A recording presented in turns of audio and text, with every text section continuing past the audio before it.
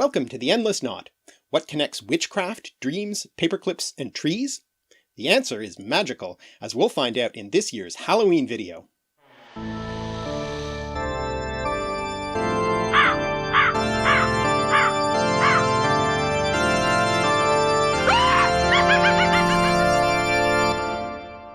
The word magic had a long way to travel before making it into English. The earliest citations for the word in the Oxford English Dictionary are in the Middle English of Geoffrey Chaucer. The word was borrowed through French and Latin, ultimately from Greek, where it got its adjective form magikos. But the root of this word wasn't originally Greek. The Greek noun magos comes from an Old Iranian word magush, probably through Old Persian from Old Median. The Greek noun magos makes it into English too, as the word mage, and in the plural form magi, which is probably mainly known from the three magi visiting the baby Jesus in the Nativity story. Ultimately, the word can be traced back to Proto-Indo-European mag, to be able, have power, the source of a number of other English words, such as the auxiliary verb may, might, both the verb and the noun, and machine, so basically words about ability or power. Now the shift in meaning of this word is the important thing here. The Old Iranian word magush referred to a priest, or perhaps originally a priestly caste. This was the original sense in Greek too, referring specifically to the Zoroastrian priests of the Persians, but it gradually came to have the connotation of magician rather than priest, and it's in that sense that we have the English word magic. Well, one religion's holy priest is another religion's dangerous magician. And this distinction was applied within religions too, with for instance early mainstream Christians denouncing the Gnostics as adherents of magic, and later the Protestants referring dismissively to Catholic magic. In fact, the definition of magic is pretty tricky even today, and so I've brought in someone much more knowledgeable about it to help me. Andrew Mark Henry of Religion for Breakfast has thought a lot about this. So Andrew, what's the difference between magic and religion, and where does science fit into it all? Thanks, Mark. Those are some really tough questions because, as you said, religion and magic are very subjective terms. One person's religion is another person's scary, deviant magic. In fact, for the Romans, the Latin word magia had very pejorative connotations. It was used to describe any ritual that they didn't like or that they thought was secretive, violent, or subversive. This long history of magic being considered a category of dark and scary rituals has influenced how modern scholars have tried to define magic in relation to religion today. So, for example, in the 1920s, the Archbishop Alexander Leroy describes magic as the perversion of science as well as of religion. And the archaeologist Alphonse Barbe describes magic as a degenerate form of religion. Just like how food slowly rots away, magic is the rotten refuse of pure religion that's been corrupted by human frailty and selfishness. The thing is, these are not academic ways to define magic. It's only been in recent decades that scholars have tried to craft objective definitions of magic with varying degrees of success. So, for example, the archaeologist Andrew Wilburn has defined magic as mechanistic ritual that draws on religious practice, sometimes exoticized forms of religious practice, to try to serve personal ends, like healing a sickness, exorcising a demon, or cursing a rival. As for science, magic is deeply intertwined with the history of science. In fact, I often joke that Isaac Newton is not the first great scientist, but the last great magician, because he wrote tons and tons of books on the occult, astrology, alchemy, stuff like that. And lots of the famous names from the scientific revolution and the Enlightenment were also super into the occult. And on some level this makes sense, right? If you're making a magic potion that has a lot of elements of scientific experimentation, expert knowledge, trying to gather ingredients together to try to affect nature. So it's here in the 21st century that we have starkly differentiated between science, magic, religion, but for many people in the past, these three categories of knowledge were very blurry and overlapped each other. Thanks, Andrew, that's helpful. But as you say, I guess there's no definitive way to distinguish between magic and religion and other forms of knowledge, especially in the ancient world. And that brings us back to the Magi. The word magush, or its Greek form magos, referred to a priest of the Zoroastrian religion. To this day, a certain type of Zoroastrian priest is called a mobad, which is a contraction of magupati, meaning something like priestmaster. The details are a little unclear, since most of the evidence we have of them is from the foreign perspective of Greek writers, but it seems the Magos castes were priests in an older Iranian polytheistic tradition. But sometime around the 8th century BCE they adopted the monotheistic Zoroastrian religion. It seems that with the unification of the Persian Empire under Cyrus the Great, the specifically Median Magos caste spread more generally throughout Iran. The later 5th century Greek physician and historian Ctesias referred to Zarathustra, who was the founder of Zoroastrianism, and whose name became Zoroaster in Greek, as a Magos himself. Whatever the details might be, the Magoses came to be associated with Zoroastrianism. It's important to keep in mind that Zoroastrianism wasn't a completely new religion, but a modification of older traditions. Scholars aren't certain when the prophet Zarathustra lived, but it's estimated to be in the 2nd millennium BCE, or perhaps a little later around the 7th or 6th century BCE, closer to the time of Cyrus the Great. He was a religious reformer who promoted the idea of one god, Ahura Mazda, and the importance of human free will and personal ethics over ritual and sacrifice.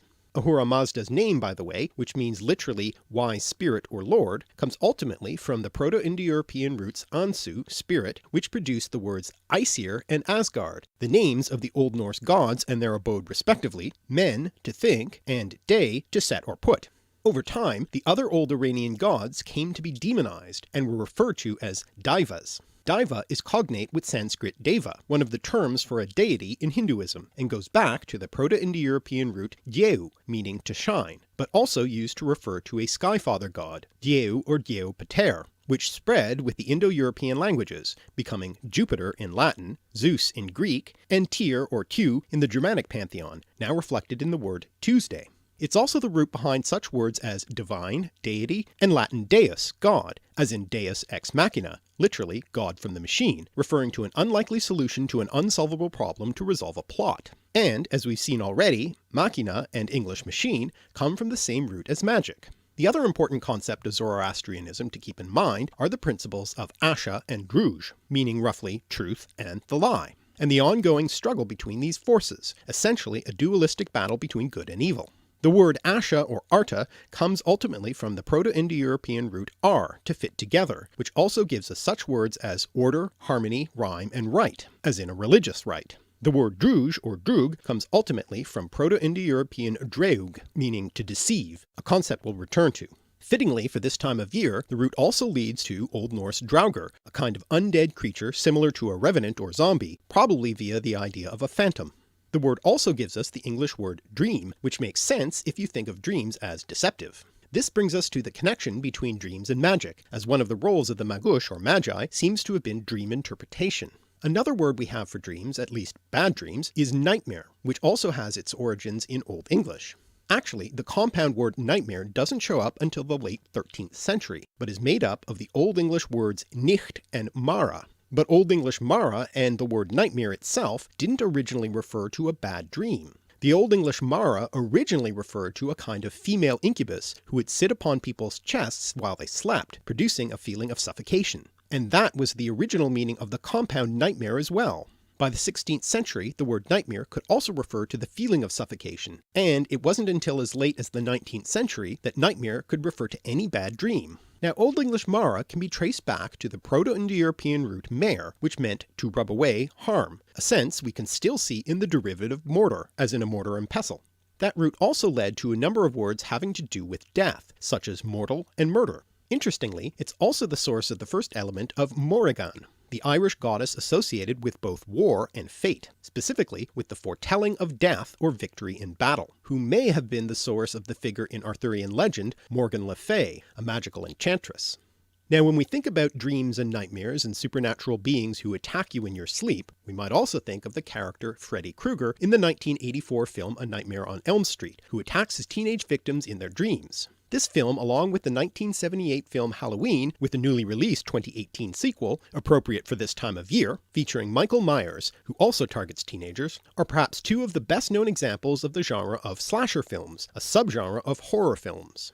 Horror films, which drew their inspiration from Gothic literature like Mary Shelley's Frankenstein and Bram Stoker's Dracula, were kicked off by the early film pioneer Georges Méliès, who used a variety of visual effects techniques such as substitution splices, multiple exposures, and time-lapse photography to achieve the supernatural events in his horror films, which he also used in his early science fiction films. Méliès, who had also been a stage magician, bringing us back to magic again, also developed the trick film genre, using those same film techniques, what we might call trick photography, to allow a magician in a film to be able to do the seemingly impossible.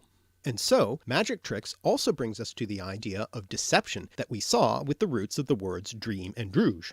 The word trick comes into English from Old French trick, deceit, treachery, cheating, and tricher, cheat, trick, deceive, and is thus related to the word treachery, but the origin of the Old French words is uncertain. They might come from Latin tricari, to trifle, dally, play tricks, from the plural noun tricae, perplexities, wiles, tricks, which also gives us the word extricate, literally to get out of perplexities. Alternatively, it might instead come into French from a Germanic source related to Dutch trick, drawing, pull, which also has the sense trick, cunning, and is traceable back to the Proto-Indo-European root drag, to draw, drag on the ground. There's a related rhyming variant of this root, trag, to draw, drag, move, which comes into Latin as trahere, to pull, draw, which comes into English in a number of different forms, such as traction, tractor, train, attract, contract, and treat. The sense development for treat goes like this. The Latin frequentative form of trahere is tractare, to manage, handle, deal with, discuss, which comes into Old French as traiter, to deal with, act towards, set forth in speech or writing. This comes into Middle English with the sense negotiate, bargain, deal with, and we can see this sense in the related word treaty, and from this develop the later senses of to heal, cure, and to entertain with food or drink, and anything that gives pleasure. So if this tricky etymology is correct, Halloween trick-or-treating doesn't really offer a choice as it's etymologically redundant. Now getting back to magic tricks, which deceive the audience for the purposes of entertainment, the stage magician often achieves this through misdirection and sleight of hand, often using a magic wand to draw the gaze of the viewer.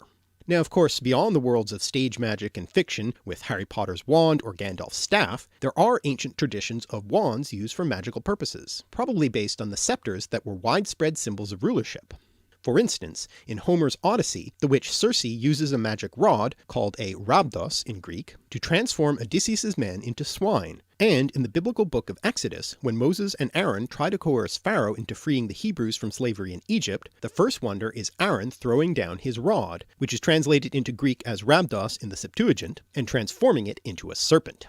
Another bit of stage magic that also has a real historical foundation is the crystal ball, now the cliché of the amusement park fortune teller. In the 16th century, John Dee, mathematician, astronomer, and occult philosopher, who was an advisor to Queen Elizabeth I, gazed into crystals in an attempt to see visions of angels. This is part of a larger category called scrying, in which the practitioner stares into a reflective, refractive, or luminescent surface or object, such as water, a mirror, or fire, in order to gain some sort of prophecy or revelation. And in a sense, this is kind of similar and sometimes overlaps with dream interpretation, otherwise known as oniromancy.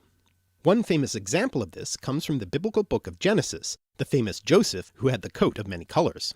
Joseph was given that coat because he was the favorite son of his father Jacob, who was also by the way prone to receiving dream visions, having earlier received the vision of a stairway to heaven. No, not that stairway to heaven, Jacob's ladder.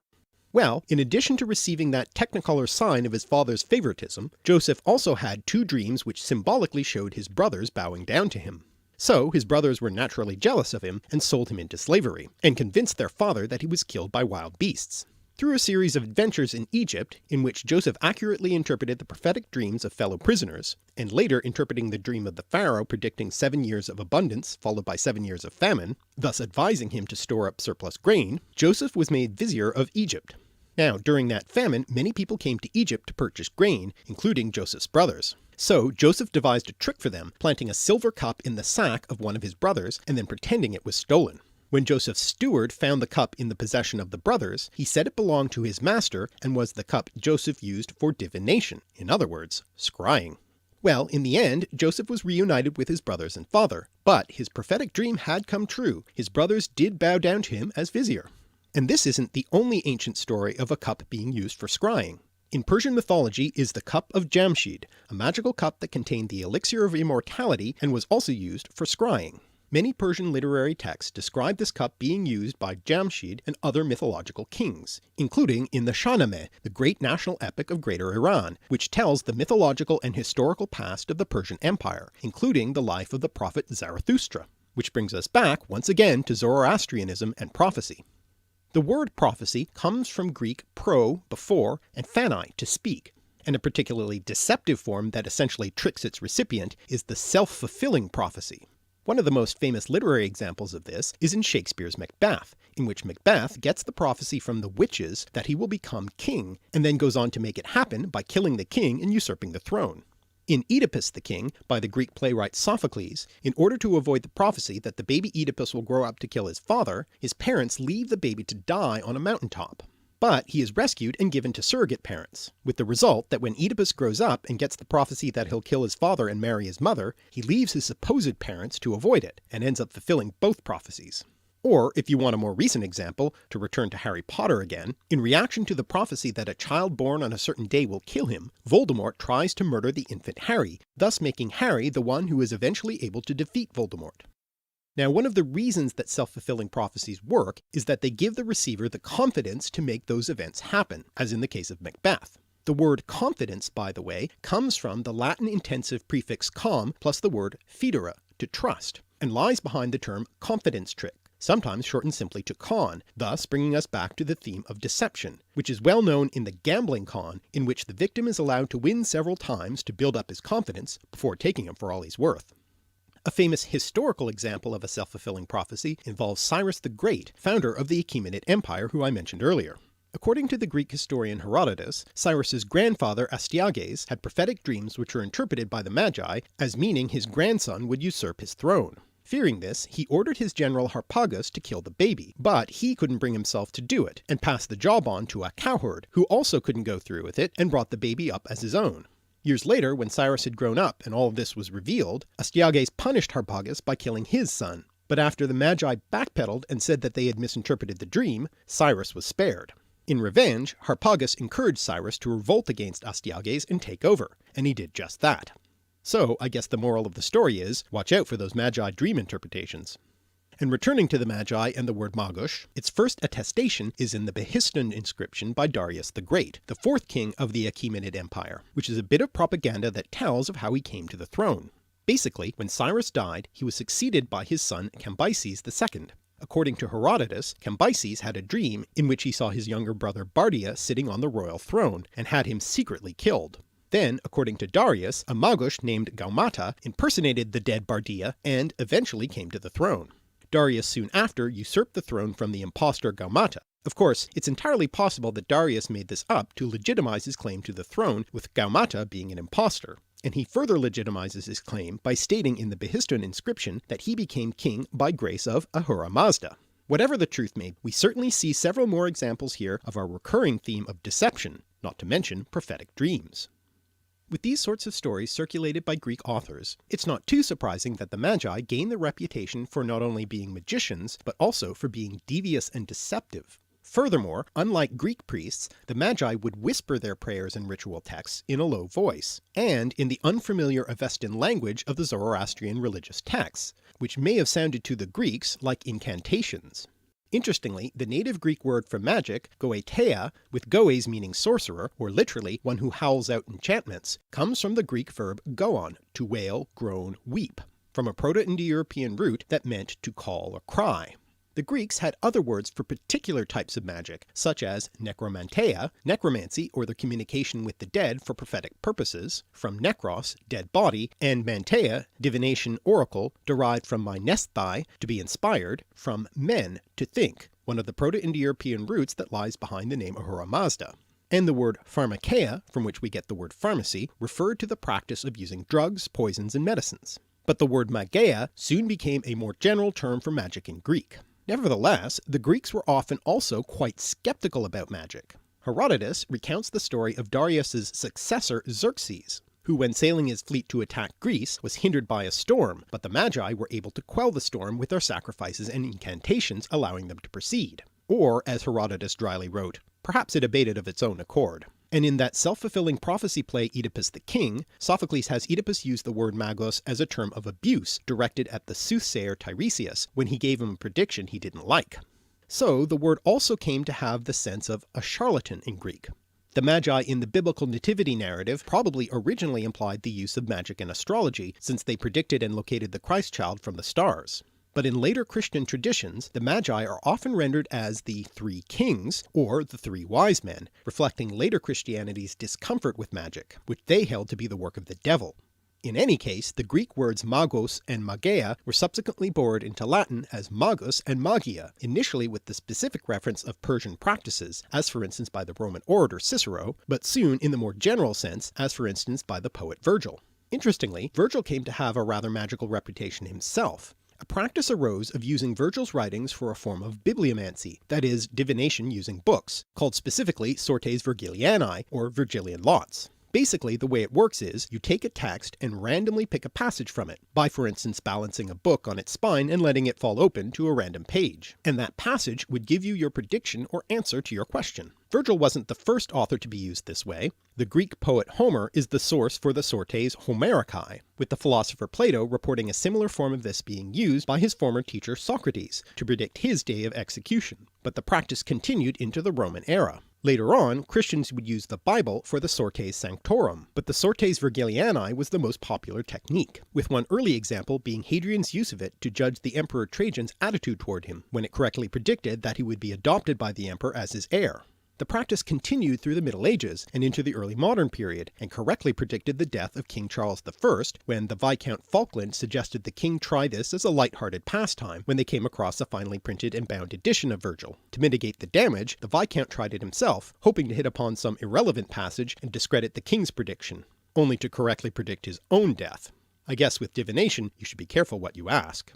The really surprising thing here, though, is that in the Middle Ages, Virgil came to be thought of as a magician himself, and numerous stories and legends that had nothing to do with the poet's own biography sprang up about Virgil being an astrologer able to predict the future and a wizard able to perform great feats of magic. Some of the things that sparked this belief were the mystic element in Book 6 of the Aeneid and the prophetic nature of his fourth eclogue, which Christians took as prophesying the coming of Christ. Even his name was seen as being a clue, since the name Virgil is similar to the Latin word virga, wand, and he was said to have a maternal grandfather named Magus. Well, his mother did indeed come from a Roman family with the name Magia, though it's not related to the word magus. In medieval Wales, this reputation was so strong that the Welshified version of his name became a generic term for a magician, which today is the modern Welsh word for a pharmacist. Now that Latin word sortes, or sores in the singular form, comes from the Proto-Indo-European root ser, to line up. In Latin, the word was originally used to refer to little pieces of wood used to draw lots, but later came to refer to what is allotted by fate, and thus fortune, and then to any kind of fortune-telling. From that, it later developed the sense rank, class, or order, and it's that sense that we see in the English word sort. The word sortition refers to the drawing of lots, like a lottery, and the word lottery is related to the word lot, coming from a Germanic root, and thus bringing us back to the theme of gambling which we last saw in the Gambling Con. The other way this root makes it into English are the words sorcery and sorcerer, from Old French sorcerie and sorcière, originally one who predicts or influences fate or fortune, but broadening to mean one who uses magic. The more precise word now for fortune-telling by drawing lots is kleromancy, another of those mancy terms like necromancy, bibliomancy, and oniromancy. The first element of kleromancy is the Greek kleros, lot, allotment, from the Proto-Indo-European root kel, to strike or cut, from the idea of that which is cut off. Also from Greek kleros is Greek klerikos, Latin clericus, and English cleric, clerk, and clergy. So how do we get to here from there? Well, from the sense allotment, kleros also came to mean inheritance, which is how it's used in the Greek translation of the biblical book Leviticus in reference to assistance to the temple priests. Therefore shall they have no inheritance among their brethren, the Lord is their inheritance. So the word came to refer to matters having to do with priests, and eventually priest and the priesthood itself. In the Middle Ages, clerks, sometimes now pronounced clerks, were the only well-educated people available, and so in addition to their religious duties also used their skills as accountants, and from that we get the modern sense of clerk, which is broadened further to include clerical bureaucratic duties and even store clerks. The word cleric was re-borrowed into English to replace clerk, which had thus become ambiguous. But clergy brings us back to the theme of priests, like the original role of those magi, though the clergy probably don't engage in cleromancy in spite of the etymology. Probably. So far we've talked about priests and other male magicians, but what about witches? The word witch obviously carries a lot of baggage with it. For one thing, it's a gendered word referring specifically to women, and beyond its main magical sense, witch or old witch can be used as a contemptuous term for a disliked woman. Though it should be noted that in more recent times there has been an attempt to reclaim the word witch in a more positive context, as for instance is sometimes done by the neo-pagan world of Wicca, and in the Harry Potter world. Hermione is indeed the most gifted witch of her generation. Witches in the Middle Ages and early modern periods were suspected of many things, including preventing conception in women and attacking male fertility, sometimes actually stealing men's penises, storing them in large chests, or in birds' nests in trees. Historically, many women have been persecuted for the supposed crime of witchcraft, justified in part by the 15th century Christian treatise Malleus Maleficarum, the witch's hammer. And you can tell it's specifically women targeted here because of the feminine Latin ending arum. It's hard to know how many women were persecuted, tortured, and burned during the witch hunts of the 15th to 18th centuries, but some estimates place it at 60,000 to 200,000 to even as high as several million, and it's perhaps little surprise that the word wicked is derived from the same Old English root that produced the word witch. I guess you could say that wicked witch is etymologically redundant. Witch comes from the Old English word wicca, meaning witch, which has the masculine form wicca, meaning male witch or wizard, from which we get the modern word Wicca in reference to neo-paganism. It should be pointed out that there is no historical line of connection for this word from Old English to the present, with the word having been reintroduced into modern English in the early 20th century. The further etymology of the word witch is very disputed, with many suggestions being made. The Brothers Grimm, who I suppose would know a thing or two about witch stories, propose that Old English wicca and Wicca come from the Proto-Indo-European root wake, to separate or divide, reflecting the practice of cleromancy, which according to the Roman ethnographer Tacitus was part of early Germanic religious practice. But Indo-Europeanist Calvert Watkins proposed that it comes from the root weg, meaning to be strong or lively, in the sense of to wake or rouse, reflecting the practice of necromancy, in other words one who wakes the dead. If true, which would be cognate with wake, watch, and wait, as well as vegetable, which is probably not the sort of thing you give out to trick-or-treaters dressed up as witches. And though there are numerous other suggested etymologies, I'll give you just one more, that it might be traced back to a homophonous root wake, which in this case means consecrated or holy, and has a number of other derivatives connected to religion and magic. For instance, German Weihnachten, literally Holy Night, used specifically in reference to Christmas. But we'd better leave Christmas aside because this is Halloween. And Latin victima, and English victim, in reference to animals used in religious sacrifices. But most interestingly for our purposes, the words guile and wile, both referring to deceit or trickery, which would then be akin to Old English wigla, divination, sorcery, but which also bring us back to our ongoing theme of deception.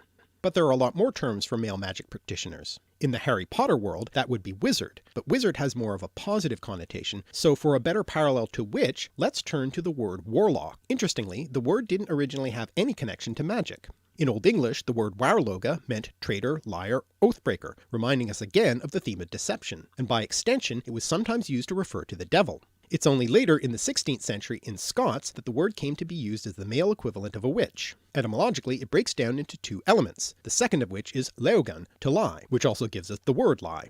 The first element is war, faith, fidelity, agreement, from the Proto-Indo-European root verao, true, trustworthy, which also leads to the Latin word veritas, sometimes thought of by the Romans as the personification of truth, and related to such English words as verify and veracity. So literally, a warlock is a truth liar. Now this brings us back to the concept of truth, the opposite of lies and deceptions, opposing ideas which you'll remember as the opposing forces in Zoroastrian Asha and Druj.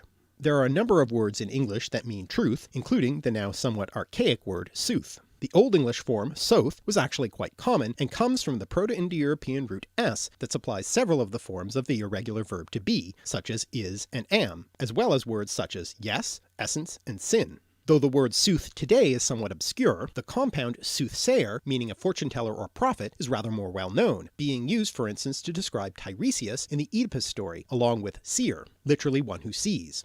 The word truth itself has a fascinating etymology. It goes back to the Proto-Indo-European root dero, to be firm, solid, steadfast, which also has the specialized senses of tree and wood, especially oak, including the word tree itself. It's also the second element in the word Ausatru, a term used to refer to a neo-pagan group focused on the Old Norse mythological tradition, which means literally faith or allegiance to the Aesir, the pantheon of Norse gods. And we've already seen that first element as the root lying behind the name of the Zoroastrian god Ahura Mazda. The Norse, by the way, also had their own tradition of magic, called Seidr, associated with the gods Odin and Freya. The word Seidr comes from the Proto-Indo-European root sai, meaning to bind or tie, which also has the derivatives sinew and secular, which originally as Latin saeculum meant age, span of time, and came to mean worldly, not religious. Other derivatives of Deru, solid tree, are dryad, a tree nymph in Greek mythology, and druid, the high-ranking priestly class who also wielded considerable secular power among the Celtic peoples. So the Druids are another example of a priestly class, like the Magi and the clergy, who were also mistrusted by external cultures, in this case the Romans during the Roman Britain period. The second element of the word Druid comes from the Proto-Indo-European wade, to see, which has such other derivatives as vision, view, and evident, as well as wise, wisdom, and wit. So a Druid is someone who is wise about trees. And from the word wise, we also get, in the Middle English period, the word wizard, literally a wise man, but it soon gained the more specific sense of a magician. Also from this root we get the Old English term Witenagemot, referring to the council of advisors to the king in Anglo-Saxon England, who technically were in charge of electing the kings. Though this political body didn't survive past the Norman conquest of England, it seems to have been the inspiration behind J.K. Rowling's Wizengamot, the wizard court of law in the Harry Potter world, obviously also playing off the word wizard. But as we've seen, the word wizard comes from the same root anyway, and in any case the wizards we know today, such as Albus Dumbledore and Gandalf, are also quite wise and indeed witty. And all this talk about wizards and magic brings us to our conclusion, tying many of these elements together, specifically to the deck-building game Magic the Gathering, published by the games company Wizards of the Coast, who, by the way, are also the current publishers of Dungeons & Dragons, after they bought out its original company TSR. In various versions of D&D, different levels of magicians or magic users, as they were called in the game, were known by specific words, many of which we've covered in this video, such as seer, magician, enchanter, warlock or witch, sorcerer, necromancer, and wizard. The game Magic the Gathering, which also has magic users known as mages by the way, was developed by Richard Garfield, who had been a combinatorial mathematics doctoral student at the University of Pennsylvania, and apparently he created it so that he and his friends would have something to do while they waited for everyone to turn up for their D&D games. Garfield has two other claims to fame. His great-great-grandfather was James A. Garfield, a rather minor US president, having been assassinated within his first year in office. And his granduncle Samuel B. Fay invented the paperclip. Unless you ask the Norwegians, who have their own candidate for this honour, Johan Valar, whose version of the paperclip was adopted as a symbol of resistance against the Nazis, after pins or badges bearing national symbols were banned. As for Magic the Gathering itself, it originally had an aspect of gambling, since according to the original rules one was supposed to ante up a card in order to play, which the winner would then be able to claim at the end of the game. And even now the packs come with random assortments of rare cards which can be quite valuable. So whether it's card tricks or tarot cards, or the 3-card Monte Con or Magic the Gathering, or all the way back to exotic Zoroastrian priests and self-fulfilling prophecies, falsely accused witches and crystal ball-gazing wizards, it seems perhaps that for magic, luck, deception, and shifting perceptions have always been on the cards. Thanks for watching. My special thanks to my friend and fellow YouTuber Andrew of Religion for Breakfast, who suggested this topic, and helped me out with the crucial definition of magic. Why not check out his video, What is the History of Magic Wands, for more on that topic. If you've enjoyed these etymological explorations and cultural connections, please subscribe and click the little bell to be notified of every new episode. And check out our Patreon, where you can make a contribution to help me make more videos. I'm @alliterative on Twitter, and you can visit our website, alliterative.net, for more language and connections in our podcast, blog, and more.